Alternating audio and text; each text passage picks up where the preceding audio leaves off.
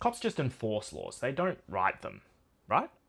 Well, in October last year, Krissy Barrett became the new head of the Australian Federal Police, and she gave an interview to the ABC where she suggested that not only would she enforce the law, but that the law should change.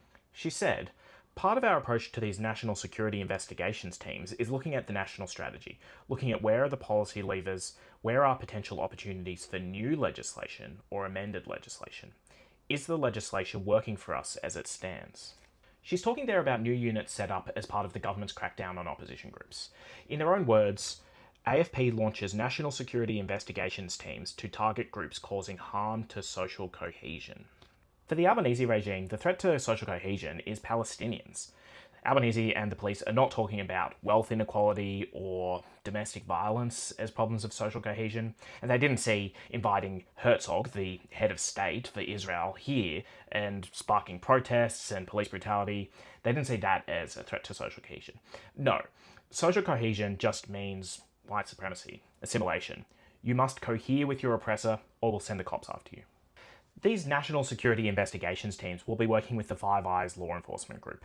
Now, if you're not familiar with Five Eyes, it's an intelligence alliance between Australia, the US, UK, Canada, and Aotearoa, New Zealand. They share intelligence with each other and spy on each other's citizens. So, for example, our government would allow US agencies to spy on anti-genocide activists here, and our police might hand over information to US agencies like ICE or the CIA.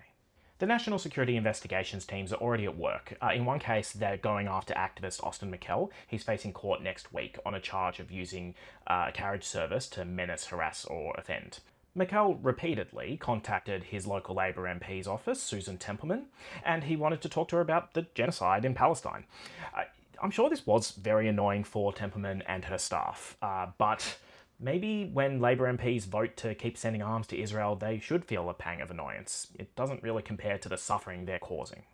So going back to Krissy Barrett's comments about changing the law, of course the police want more power. They want more behaviours to be criminalised.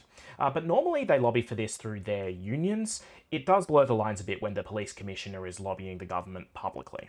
We often think of the police as simply an arm of the state enforcing the will of the ruling class, and this is largely true, but within the state, the police have their own institutional interests and the power to enforce those interests. The federal police know what kind of leader they have with our Prime Minister, Anthony Albanese.